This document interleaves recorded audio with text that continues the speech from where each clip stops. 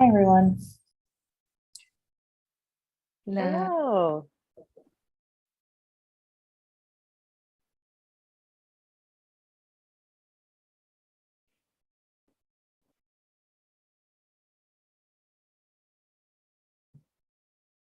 Rolando, are you tracking like metrics, like how many people tune in, how many people watch the live stream, and you'll be able to share that with us? Yes. Awesome. Thank you. All right, so we have 1 minute left. I'm gonna just go ahead and mute everybody so that there isn't any sort of disruption or anything while we get started.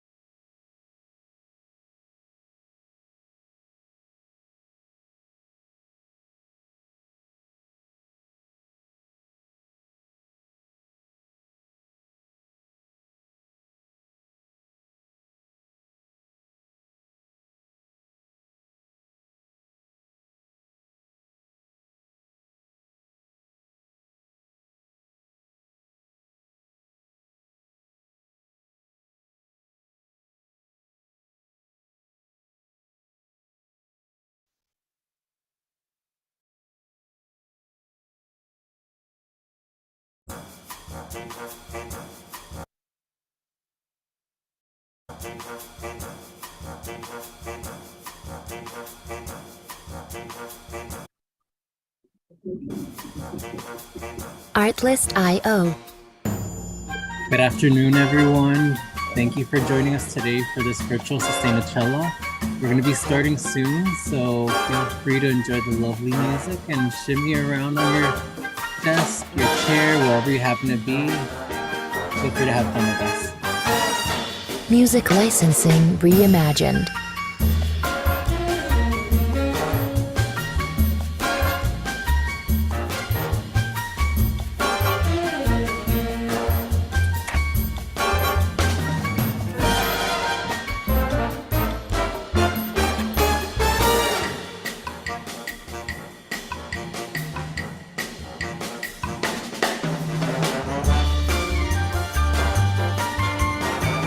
Artlist.io.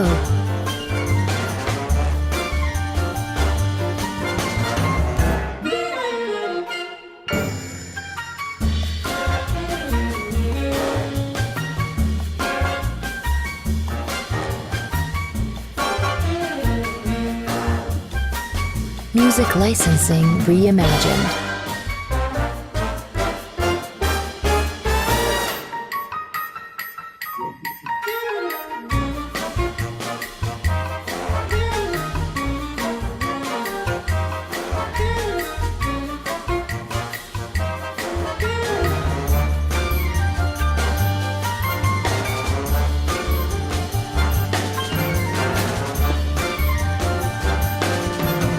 Artlist.io.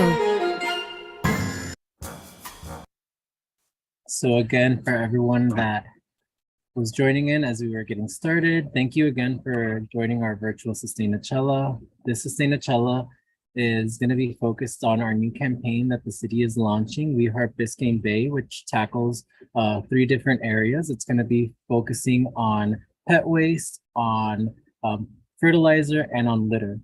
So to tackle and to talk about each one of these, we've invited Miami Waterkeepers and Debris Free Ocean, as well as our environmental manager, to talk about each of these topics. Before we get started, I just want to go over some housewarming rules. And while on Zoom, you might notice that all the participants are muted and that the videos are disabled. This is mainly to avoid any Zoom bombers or distractions while we have our presenters talking. And if you would like to ask a question, please make sure to use the Q&A box so that we can easily access them.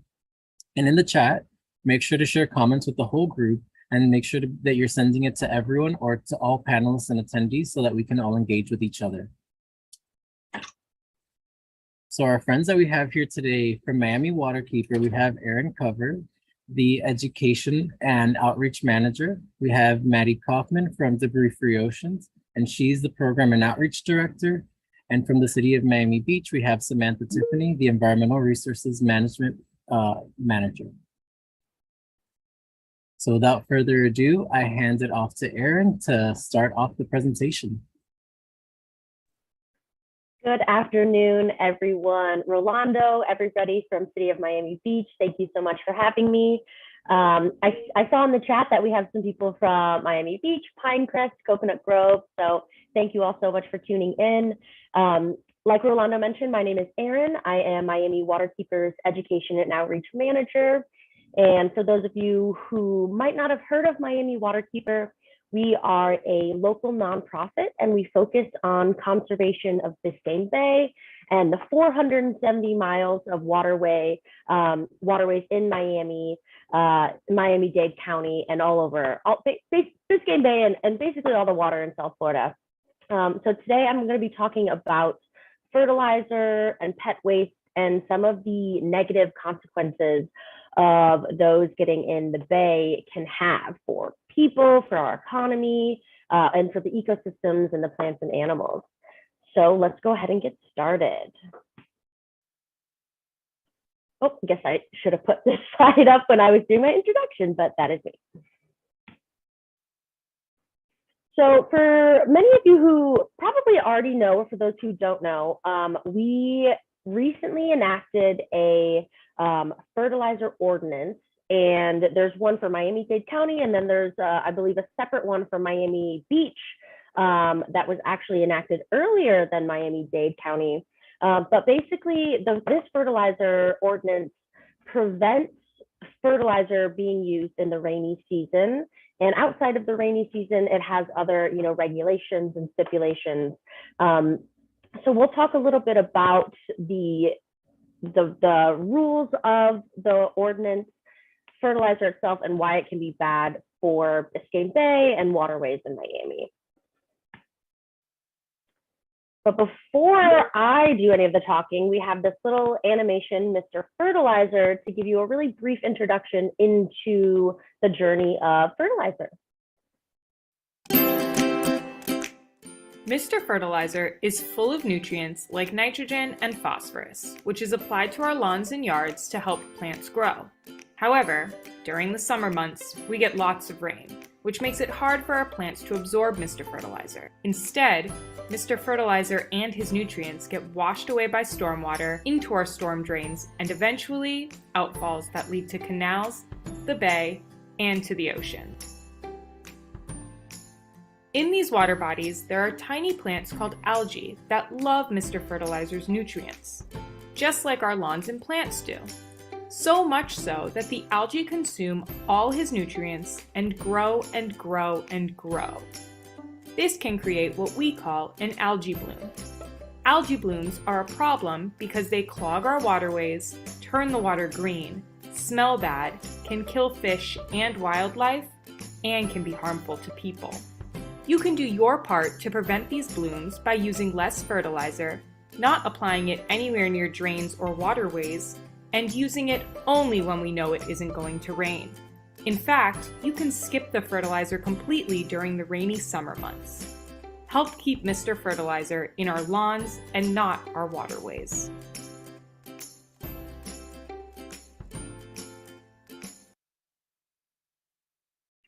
Alrighty, so that's just a very little cute animation that we put together to really just do a basic explanation of what can happen when fertilizer is applied to our lawns, especially in the rainy season. So we're going to go over right now just how or what things make up this fertilizer ordinance that was enacted in Miami-Dade County and then also Miami Beach. So first and foremost, the ordinance prohibits the use of fertilizer in summer months. So like you saw in the video, we obviously know it rains a ton here in the summer. So when you're applying fertilizer to your lawns in the summer months, you basically it's not really doing anything. It rains so frequently that the fertilizer doesn't have time to be absorbed by your lawn. And when it rains, that fertilizer just gets, pushed off of our land and ends up in our waterways, whether directly or through storm drains. So between May 15th and November 1st, no fertilizer use is allowed because of that ordinance. It's also important to not use fertilizer with phosphorus in it. So our soils are already really rich in phosphorus just because of the geology of the state of Florida. So our plants really don't need any more of it in the fertilizer. But because a lot of fertilizers don't come phosphorus free, adding too much phosphorus can pollute Biscayne Bay. So make sure when you are buying fertilizer outside of the rainy season, make sure you're looking for products that are phosphorus free. Another point that Mr. Fertilizer little animation video showed was that we don't want to fertilize near a waterway or a storm drain. So excess fertilizer that's unfortunately not being absorbed by our plants can run down into the drain or directly into the water when it rains. So a good rule of thumb is to always make sure that you're not putting fertilizer closer than 20 feet to a storm drain or any waterway directly. And then it's also important to use slow release nitrogen. So using a fertilizer mix that is at least 65% slow release avoids a big release all at once of nutrients during a rainstorm, which ultimately, increases the likelihood that the fertilizer will be used by your plants. And like it said in Mr. Fertilizer, aquatic plants like algae also use fertilizer and nitrogen.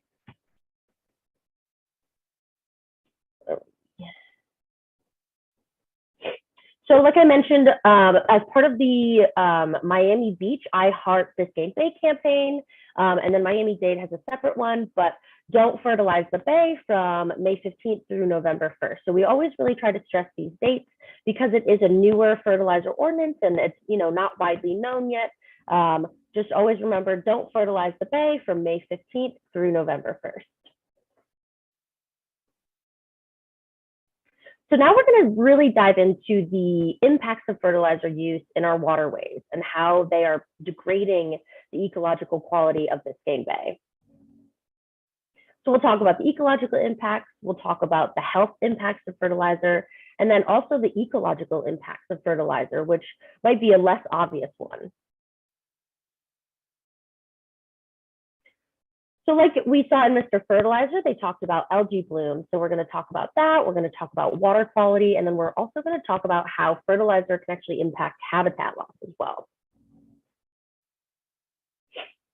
So here's just a little graphic that basically shows the domino effect of having fertilizer run into our bay. So fertilizers use or can cause an increase of algae, which like we know from Mr. Fertilizer, that it's actually an aquatic plant that's in the water, and then it causes it to bloom. So too much algae can result in low dissolved oxygen in the water column, meaning that fish and wildlife don't have enough oxygen to breathe. Unfortunately, this can sometimes lead to seagrass die-offs and fish kills. And then we get what's called a dead zone, where it's basically an area in the water that can no longer support life because there's not enough oxygen in the water, there's not a viable habitat, food, water, shelter, all of those things. Algae blooms can turn our beautiful blue water brown or green, but they can also clog waterways, again, lead to fish kills, and it even creates a public health risk. So there's some medical issues associated with algae blooms.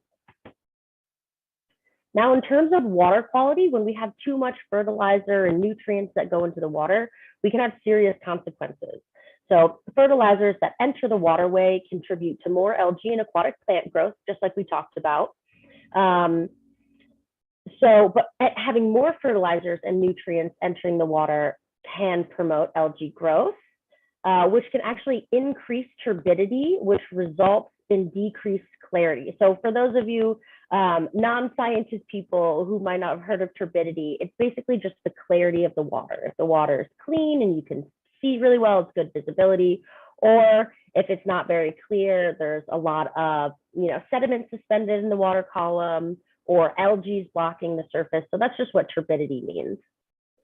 But because of that, increased turbidity means that light is not penetrating the bottom of the water. So this reduces light getting down to seagrasses, which we know seagrasses are an aquatic plant, but just like plants on land, they do have to photosynthesize.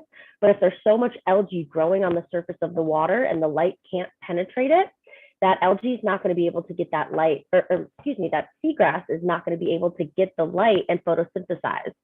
So we can have seagrass die-offs and even coral reefs. They also need light to photosynthesize. So having increased fertilizer causes increased nutrients, which can cause algae blooms, which can cause light not being able to penetrate. So it also, again, is kind of like another domino effect.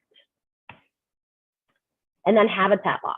So like we know, fertilizers can contribute to algae growth, which can in turn overrun natural habitats.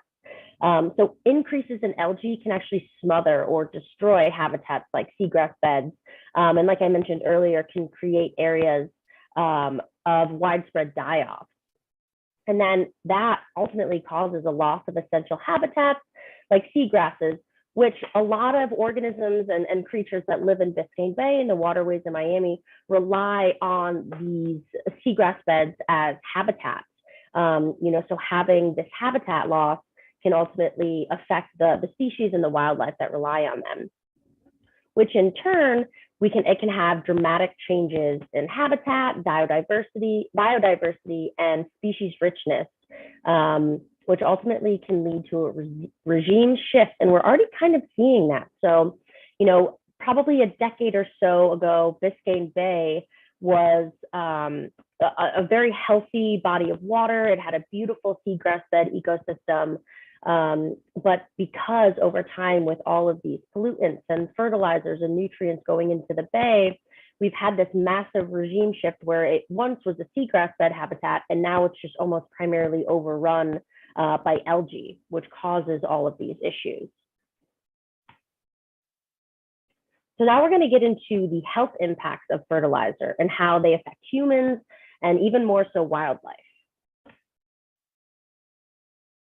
So HABs, or harmful algae blooms, occur when algae grow out of control. So some algae can actually produce a toxin which can be harmful to humans. So these toxins can concentrate in the seafood that we eat. So when we eat it, it kind of accumulates in our system and can lead to health problems. But not only that, you don't have to ingest it, but you can also inhale it. So some algae produce airborne toxins, which can be harmful to humans when inhaled. So algae blooms can cause a variety of gastrointestinal, cardiovascular, neurological, respiratory issues and problems, especially in asthmatics, children, and elders. I don't know if anybody here has been outside walking along the water or by the beach during like a really heavy red tide event, but I have asthma and I can notice a difference in how easy or how difficult it is to breathe when we have a really big algae bloom. So it's just something to consider and be aware of. So algae blooms can also cause significant harm to wildlife and their habitats, which we talked a little bit about earlier. Algae blooms can cause fish kills, marine mammal, and wildlife mortality events, and other physical injuries to species. They can unfortunately smother aquatic habitats like seagrass beds that we talked about earlier, which make it really difficult for species and organisms to survive in these waterways.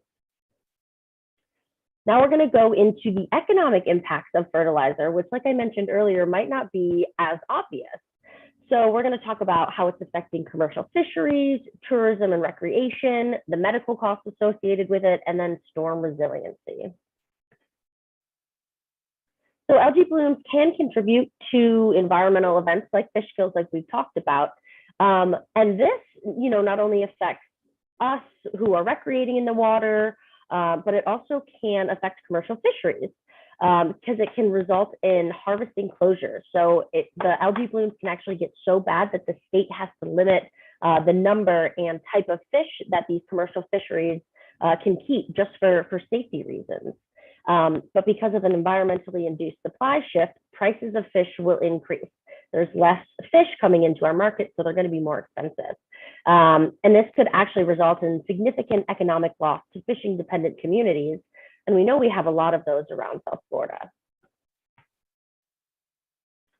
And I'm sure it is no surprise to everyone, but tourism and recreation is actually affected pretty significantly by algae blooms as well.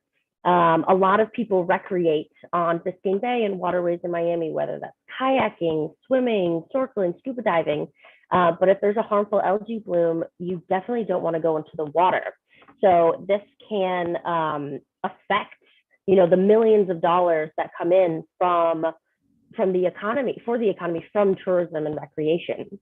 And without this tourist and water-based recreation, coastal communities in the state could be significantly impacted, especially since, not only does it bring in the revenue, but it also brings in, it provides a lot of jobs for people living in these areas. And then again, like I mentioned, algae blooms can cause actually, health issues and impact people's health. So having those increased medical costs associated with people maybe being exposed to those toxins in the air, or eating bad seafood, that resulted from a fish kill, could, become expensive if they have to get medical treatment or hospitalization, or maybe they're too sick to work. So it's something to consider. And then another big one is storm resiliency. It's really important, especially living in these coastal communities, to be able to have storm resiliency, to be able to have barriers for these major storms and floodings and winds that we get. So algae blooms can impact our natural storm resistant ecosystem. So coral reefs and seagrass beds actually all help improve coastal resiliency. But when we have those algae blooms, these important ecosystems can be altered, or we could have those massive die-off events. So without these ecosystems, coastal communities may experience even more storm surge, even more flooding, which can result in more damage and higher economic impacts because of having to fix all these damages. And then just like fertilizers, having pet waste run into our waterways causes excess nutrients and bacteria, which you guys know cause a lot of issues for our ecosystems. So it's really important that we are making sure that we're cleaning up after our pets. I know this is a beautiful community. We have lots of dogs and we like to walk them outside, but it's really important that we are cleaning up after them. Because I always like to say, whatever happens on land will directly affect what is happening in our waterways. And one of our former junior ambassadors, one of our programs at Miami Waterkeeper, he actually created a nonprofit and a campaign where he went around and educated members of the community on where and how to properly dispose of pet waste. And it's called Yes Poo, No Poo. And he actually went around and made these little stickers, basically educating people, oh, you can throw away your pet waste here, or no, do not throw away your pet waste here. So please feel free to look up his local nonprofit. He actually is going on to college, so he passed this organization on to his younger brother. So it is still very much in effect today. But that is all I have for you. Thank you so much. I hope you learned a little bit about fertilizer and kind of the negative consequences it has on Biscayne Bay and our waterways, and then what you can do at home and to basically help prevent these issues from happening and getting worse. So thank you all so much for tuning in. Thank you so much, Erin. That was an extremely informational presentation. Now we'll be handing it off to Maddie Kaufman, who will be talking about plastic pollution. Awesome. Thank you guys for having me. I'm very excited to be here. I'm a big fangirl of Miami Waterkeeper and the city of Miami Beach and volunteer cleanup. I saw Dave in the chat. Also saw Daniela from Pinecrest. She's done some awesome sustainability work there. So thanks for having me. Like they said, my name's Maddie. I'm the program and outreach director of Debris Free Oceans. We're a Miami-based nonprofit, and we work to clean up our oceans through inspiring and engaging the local community, from the individuals to the businesses to the government. So I'm gonna kind of go through some basics about plastic pollution, the scale of the problem, what this means globally and locally, and then what we are doing here to address the issue locally, but to generate global impact. So I will jump right in. Slide control. There we go. All right, so if you want to put in the chat, I like to start with this question. Do you guys think there are more pieces of plastic in the ocean or stars in the Milky Way? And I talk too much and I run out of time, so I'm just going to jump in, give you guys a second to guess. It's a little bit of a leading question, but there are more pieces of plastic in the ocean, and it's not just a little bit more. It's actually 60 times more. We have 24 trillion pieces of plastic in the ocean. Scientists estimate we have like 400 billion stars in the Milky Way. And this is really an underestimate. This study published this past November only looked at the upper ocean, not the depths, not the sediments, not the ice caps. And so this shocking statistic is likely an underestimate right now. And while that's a global statistic, we do really see this happening here in Miami. This was some information that Manny from Fill-A-Bag, a cleanup organization, compiled for a TED Talk, where he estimates, well, compiled cleanup data from our local organizations. And we have picked up over 200,000 pounds of trash in Miami since just 2018. And this is the weight of this Boeing 757 plane. And so we're really seeing these impacts here in Miami. It's not just a global issue happening in other parts of the world.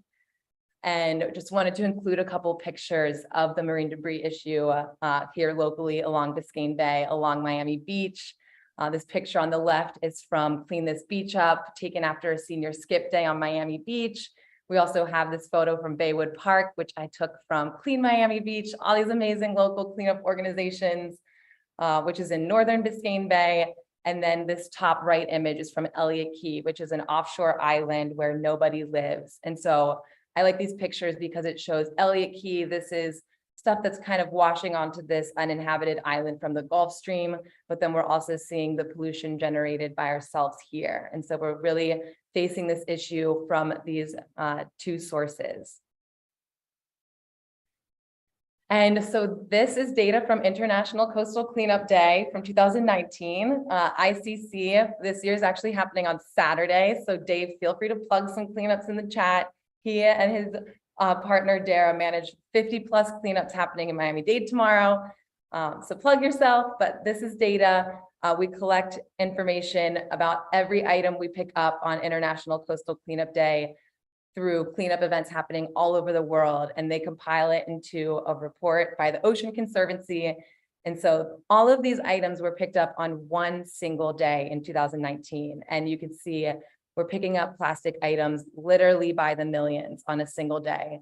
And if you want to put in the chat what you guys think these items have in common, I'll give you guys a second, but again, don't want to run out of time. So I will jump over. They're all made of plastic. Yes, cigarette butts are indeed made of plastic, and they are all single use. And so we use them for a couple seconds, a couple minutes, and then we throw them away. And so why is this plastic washing ashore? Why are we finding it in these incredible numbers? What even is plastic?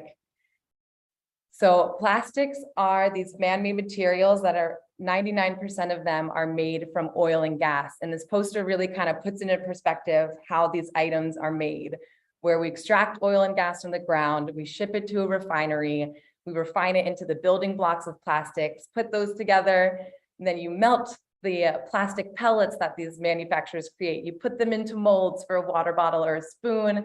You create that spoon, you ship that spoon to the store, we use it for 2 seconds, and then we throw it away, which somehow has gotten easier than just washing the spoons that we already have.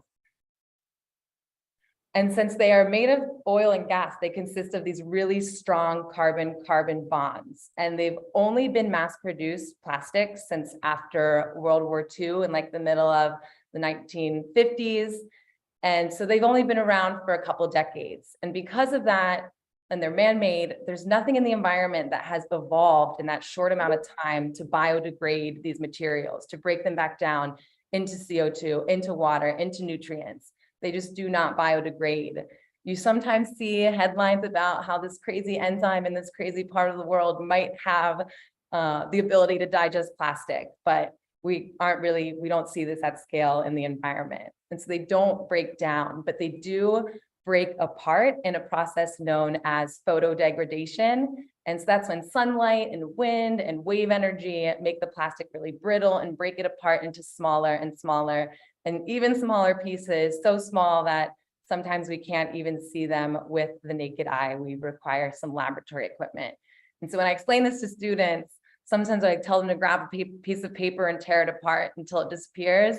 But then the teachers don't love that because it makes a mess. But it really shows that process of photodegradation where you can't make that paper ultimately disappear. You're just always going to have smaller and smaller pieces of paper. And to bring this back locally, so that initial data set that I just showed you with all the items on our shore, that is global information, but we were really lucky to have a study conducted by the University of Georgia Engineering in the city of Miami, where they looked at circularity and waste in the city of Miami. And we see very similar trends here locally. The majority of marine debris is made of plastic. A lot of it is this food plastic, bottle caps, single use. And then you see a lot of fragments because we are seeing this plastic photodegrade or break apart into these fragments. And this is actually a statistic I recently found a couple of days ago when reading a New York Times article about recycling. And I had not seen this before, where a 2020 paper estimates that we have produced enough plastic to exceed the mass of all of the terrestrial and marine life on this planet, which is very mind-boggling. And so what is the fate of all this plastic that we're generating? Obviously, we saw some is leaking in the environment, but what's the fate of it when we're properly handling it? First, I want to point out that we have pretty low recycling. About only 9% of the plastic produced globally, scientists estimate, have ever been recycled. According to EPA data in the United States, our recycling rate of plastic is about 8%. And these are kind of boring figures here, but let me walk you through them because they're important information. This table on the left is a Greenpeace report, and they surveyed all the recycling facilities throughout the United States to see what plastics they accept for recycling. And you can see that pretty much only bottles and jugs are can actually be claimed to be recycled. All of these other types of plastic are accepted by less than 10% of the recycling facilities in the United States. You can look at plastic plates, 1% of them accept them, and so on and so forth. Then circling back to the circularity study in the city of Miami, they looked at recycling in the city of Miami. And this was published about a year ago now. You can see that plastic bottles, which are kind of the only item that can be claimed as recyclable in the United States, we only recycle about 1% of plastic bottles here in Miami-Dade. And so recycling is really broken at this point, but we should keep trying to figure it out. When it comes to plastic, aluminum is much more recyclable. I can rant about that later, but again, gotta get through my slides. So then you also can landfill plastic, but this really isn't a solution either. A lot of times people are like, it's okay, I recycle my plastic, or I properly throw things away. But these really can't be our solutions. Here in Miami-Dade, our landfills are filling up. Again, some information from that circularity study, which I should totally link to the chat because I keep shouting it out. But our landfills are really filling up. The South Dade landfill is supposed to reach capacity by 2029. They've already had to expand the North Dade landfill capacity, and that's only supposed to last for a couple of years. And so we can't keep sending things to the landfill. And even with the recycling and the waste management, scientists estimate about 2 to 3 garbage trucks worth of plastic enter the ocean every minute. I loved Erin's statement about how what we do on land is what we're doing to the water, because it's so true. About 80% of our marine debris does come from land activities and land sources. Another bit of information from the Miami study, because I'm obsessed with it and I love local information.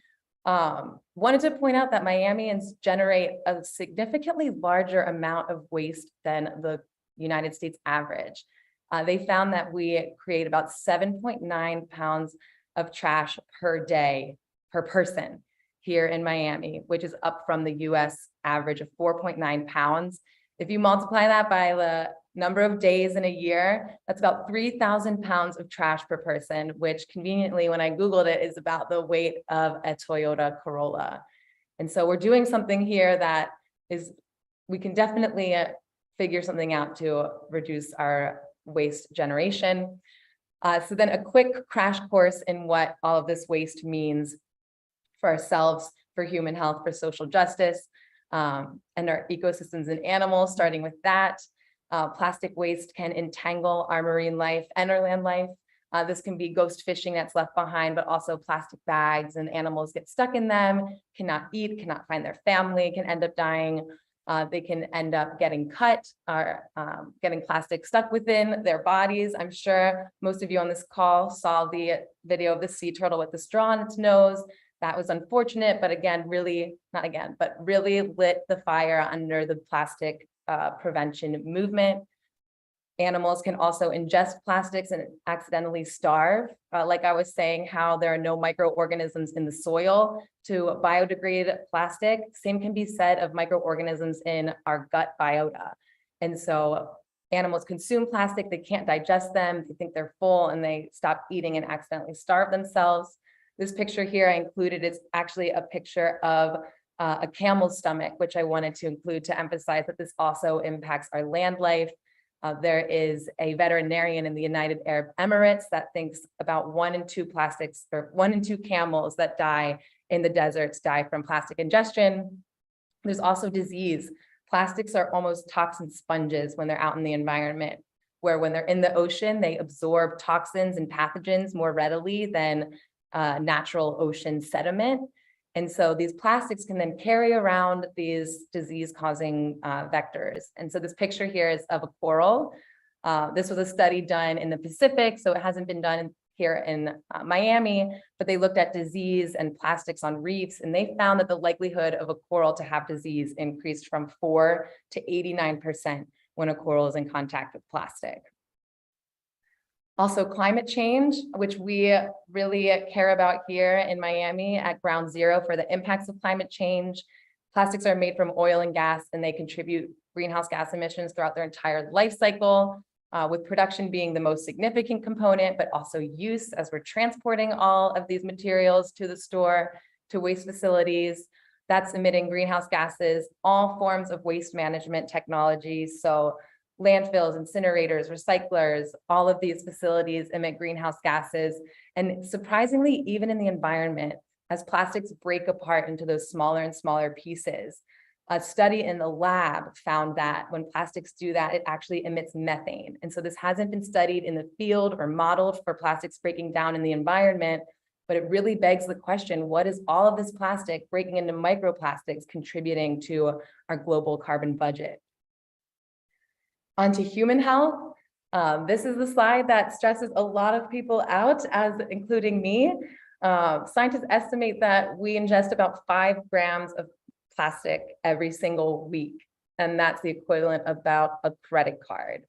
A couple weeks ago, plastics were found in human blood for the first time. They looked at 22 people, and 17 of them had microplastics within their blood. It's also been found in the placentas of babies. So that means we're passing microplastics to the next generation that hasn't even arrived yet. It's been found in human lungs, in human stool, and it's a newer area of research. They've shown that plastics cause cell damage to human cells in the lab, but we're just beginning to understand what this means for human health. And plastics also significantly contribute to social justice impacts. A lot of plastic production facilities have really harmful emissions like particulate matter, volatile organic compounds, things that have been associated with cancer, asthma, liver issues, you name it. And a lot of times these plastic production facilities are in Black and brown communities. One main example is Cancer Alley along the Mississippi River. That is a majority Black area, and they have literally the highest cancer rates in the nation. And so that's with plastic production, but also with disposal. Most times these plastic disposal facilities are often in minority communities here in the United States and have associated toxic air emissions and health impacts. Bringing it back locally again, there used to be an incinerator in Coconut Grove, but in the West Grove, in the majority Black area of Coconut Grove, that has since shut down, thankfully, but they have linked the harmful air pollution from this incinerator to cancer clusters. And so there's an environmental justice group at the University of Miami that's working to address this. And so here's where I always say, you know, those last couple of slides can be really stressful and doom and gloomy, but I encourage you all to use it as empowering, because the things that we're doing to combat plastic pollution, to clean up our beaches, aren't just helping our beaches and marine life, it's helping climate change, it's helping human health, it's helping social justice. So I really encourage you to leave here feeling empowered rather than depressed. And now we're on to solutions, which will make you leave feeling even more empowered. And so broke this down into solutions we can do, solutions that businesses can do, and solutions that governments can do, because it's not all on us. And some entities like to make it feel like it is all on us, like we're littering, it's up to us to switch to reusables. But we only can do so much. We need government support, we need business support. So that's my rant about how it's not all on you guys. So first, starting with you, obviously the best things that you can do are reducing the amount of plastics that we're using by cutting out unessential plastics, switching to reusables for the items that you do need. And if you use the plastic, rather than sending it to the waste stream where it can leak into the environment or just pile up in a landfill, see if there's a way you can repurpose it.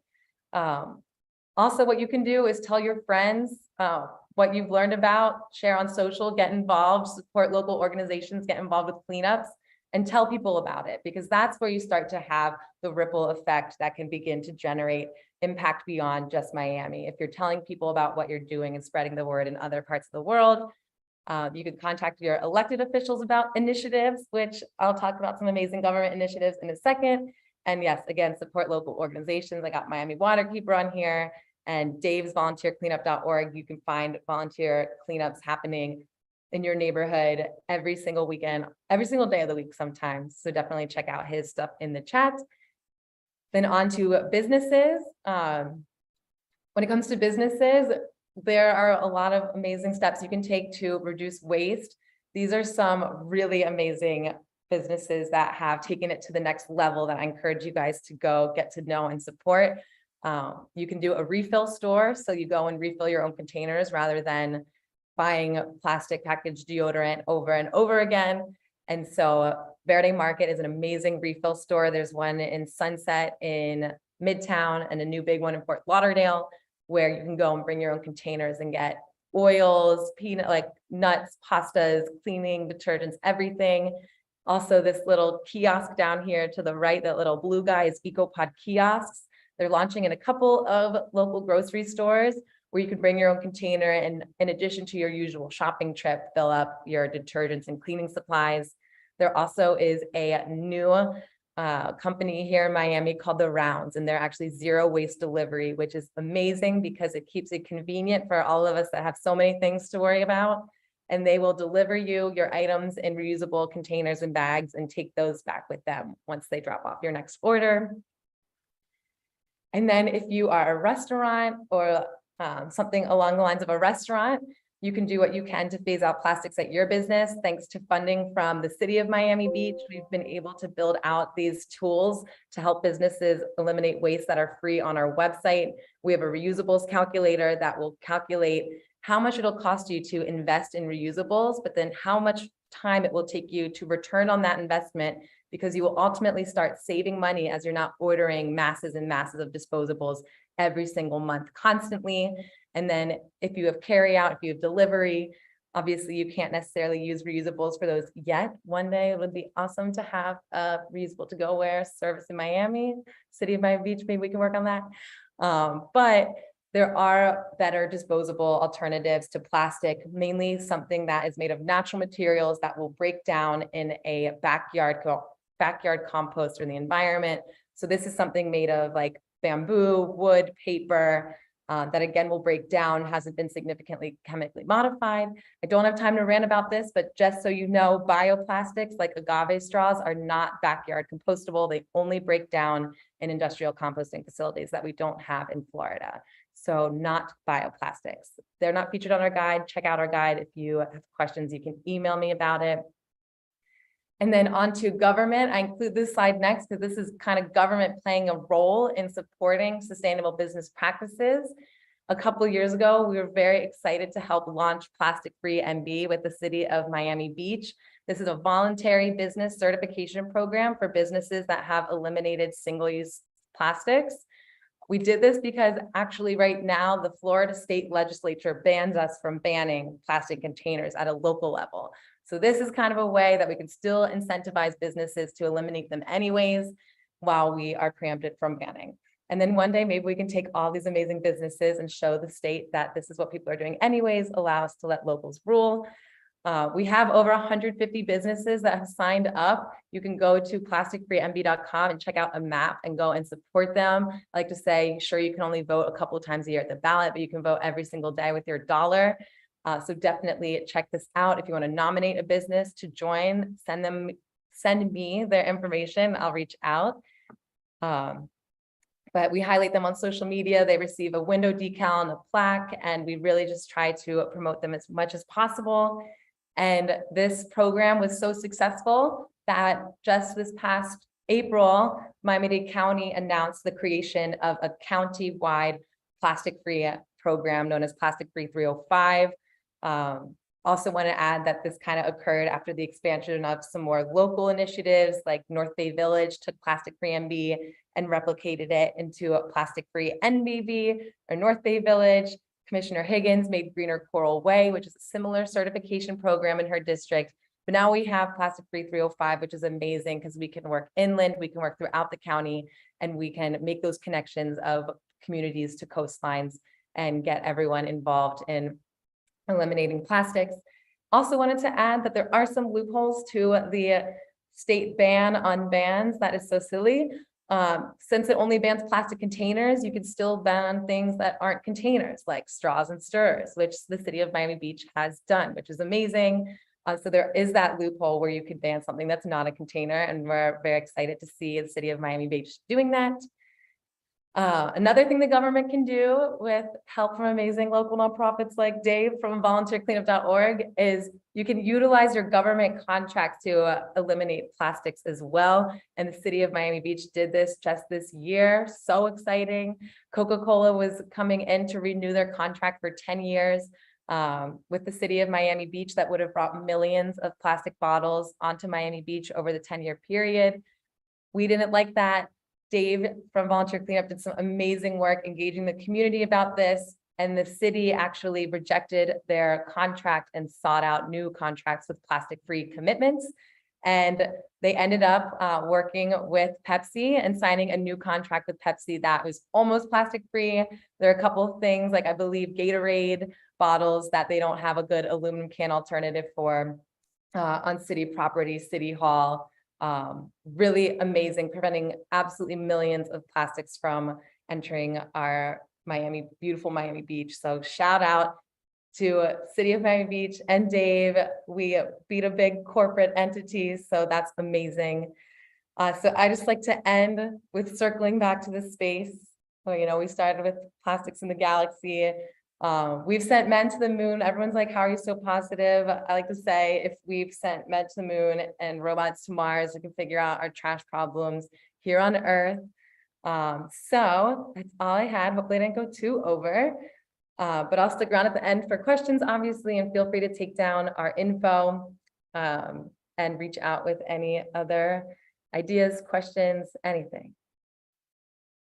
Thank you so much, Maddie. I love how you did the entire presentation with a big old smile on your face and the fun energy that you keep up. This is great. Again, thank you. Now we'll be handing it off to Samantha Tiffany, our Environmental Resources Manager, who will be talking about what we do here at the city to protect our waterways. Good afternoon, everyone, and thank you all for joining us. As Rolando said, my name is Samantha Tiffany, and I'm the Environmental Resources Manager within the Environmental Resources Management Division of the City of Miami Beach's Environment and Sustainability Department. I just wanted to chat with you all today to give you some more information about the Environmental Resources Management Division. Our division wears many hats that assist with our environmental resources management goals, one being the protectors of our natural resources, such as our waterways and benthic and coastal habitats. Here you see a manatee, a seagrass bed, corals, and mangroves. As we mentioned, one of our key roles is to protect our natural resources, and many of these are found within Biscayne Bay. Biscayne Bay is the most protected and restrictive water body in the state of Florida and one of the most protected in the United States.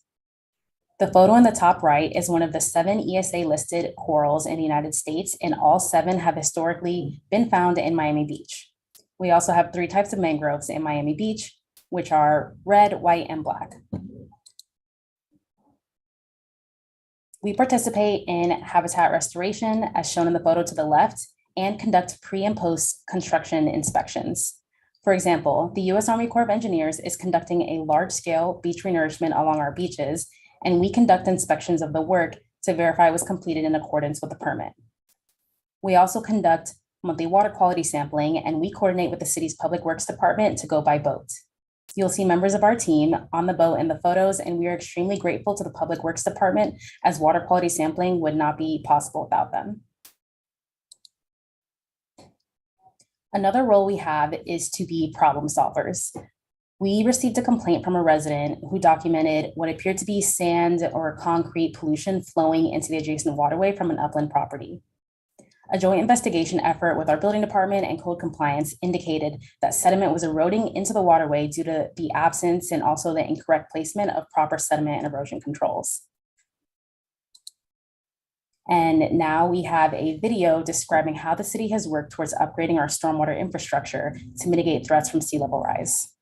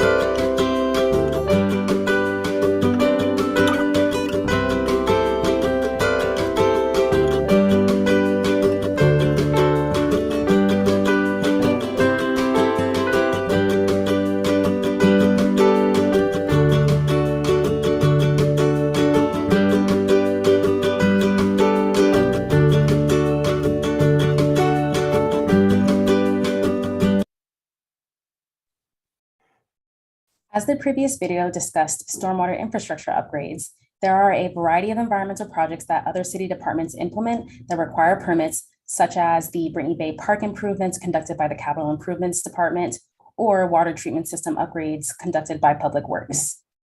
Our division acts as a liaison to assist these other departments with obtaining the necessary permits from other environmental agencies like the Florida Department of Environmental Protection, the U.S. Army Corps of Engineers, and Miami-Dade County. For example, the city passed a seawall ordinance requiring the minimum elevation of new seawalls to be 5.7 feet NAVD, and some of the permits that seawall improvements require are state, federal, and Miami-Dade County permits. In addition to assisting the other departments with obtaining permits, our division coordinates with the building department to conduct environmental plan reviews to ensure best management practices are met during construction to avoid impacts during our stormwater system, or to our stormwater system.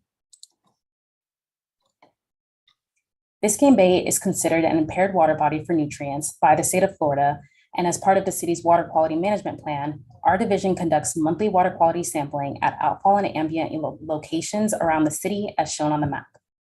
We use this data to make informed decisions and essentially updates for the future. The photo on the right was taken by our environmental specialists who saw a pool being dewatered into the canal while in the field, and we informed our code compliance department so they could go out and investigate.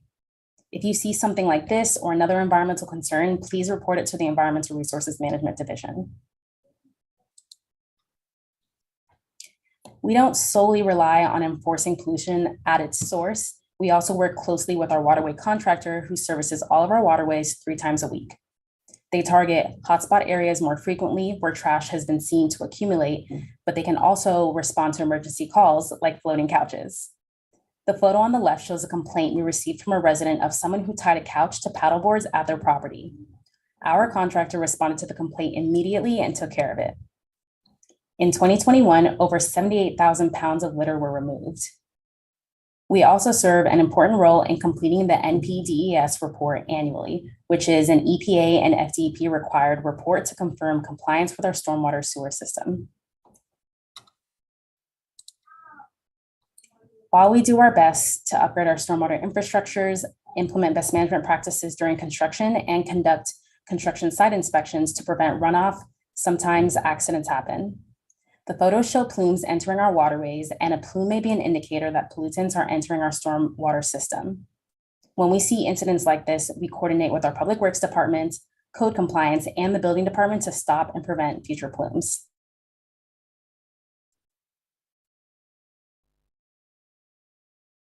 Our division has worked diligently to implement ordinances that protect our environment. Aaron did a great job discussing our fertilizer ordinance, but I just wanted to reiterate some of the key items. As Aaron mentioned earlier, we adopted our ordinance before the county and established approved application rates, fertilizer-free zones, and a prohibited application period during the rainy season. This is important to reduce our nitrogen and phosphorus pollutants from entering the bay because it's an impaired water body for these parameters. Another key ordinance adopted in 2021 was our water quality ordinance. We adopted this ordinance to help protect our environment by regulating non-stormwater discharges and pollutants. One of the ways our division assists is by conducting proactive inspections to ensure sediment and erosion controls are in place during land disturbing activities to prevent pollutants from reaching our surface waters in Biscayne Bay. I previously mentioned the seawall ordinance that was passed to raise the minimum elevation of seawalls as a way to combat sea level rise. And that is an example of improving our gray infrastructure. Another step we have taken is to implement green infrastructure along vulnerable areas within the city. These pictures show examples of living shorelines, which are a green infrastructure. Living shorelines have a variety of benefits, including providing shoreline stabilization to prevent coastal erosion, providing habitat diversity, improving water quality by acting as natural filters, and of course, many more benefits. You can view examples of living shorelines at Musk Park, Maurice Gibb Park, Brittany Bay Park, and Pine Tree Park. In the bottom left photo, you'll see a tree that is actually an exotic invasive vegetation called seaside mayhew. And we target invasive species for removal during habitat restoration projects. Our division participates in a variety of habitat restoration projects. Here you'll see members of our team planting coastal plant species at Brittany Bay Park during a volunteer planting event. We're excited to see the mangroves and other plants established over time, as this will not only beautify the park, but increase our resilience as well. We encourage you to reach out to us for any questions or environmental concerns. And now I'll pass it back to Rolando. Thank you so much, Samantha. I always love hearing about everything the city is doing, and I can't wait to keep updated with everything that you and your team are doing. But with that being said, I would like to just say thank you one more time to all our panelists today. You all did an amazing presentation. And now moving forward, we're gonna do a real quick Kahoot. So if everyone could pull out their phone, we'll get started with the Kahoot.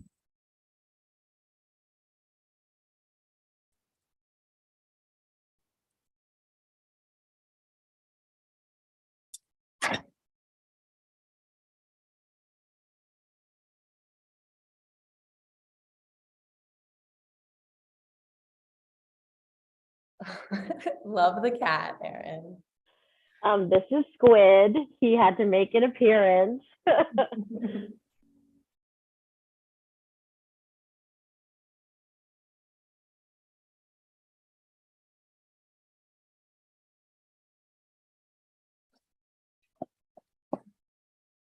All right, so the game pin is going to be 973-2067.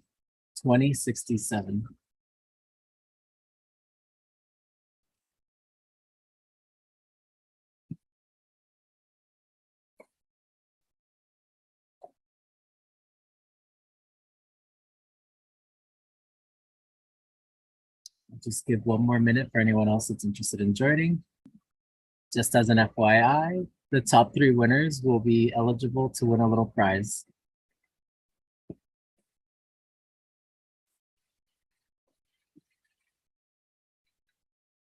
All right.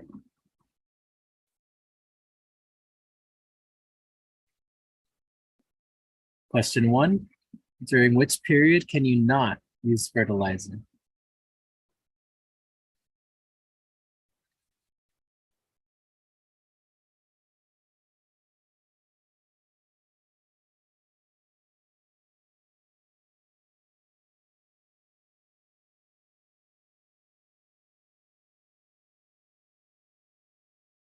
So you can't use fertilizer between May 15th and November 1st.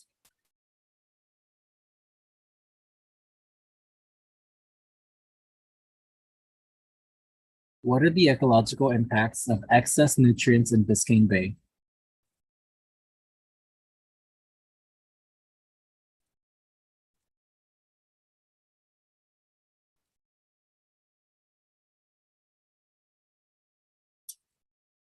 Yeah, so almost everyone got it right. It's all the above.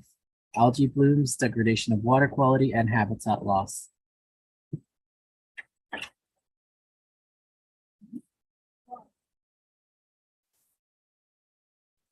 So what is the #1 item littering beaches globally?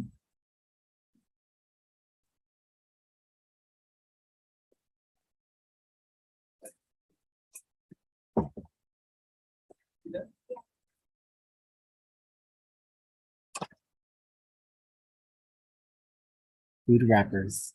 Almost everyone had it right too. Oh, and Maddie's on the street. I'm gonna stop playing. I don't want to win. So pet waste can, and this is a multiple select. I'm gonna sabotage my answers because I want one of the awesome community members to win.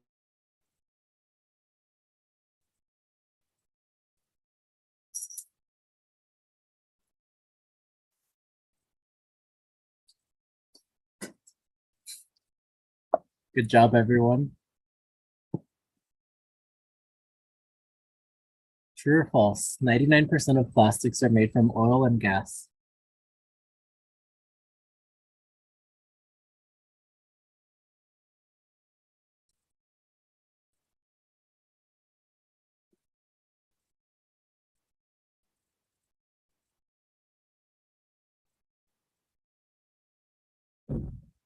And that's true. And then this is worth double points. Our last question is, how many pounds of trash do Miamians generate per day? Let's see who's paying attention.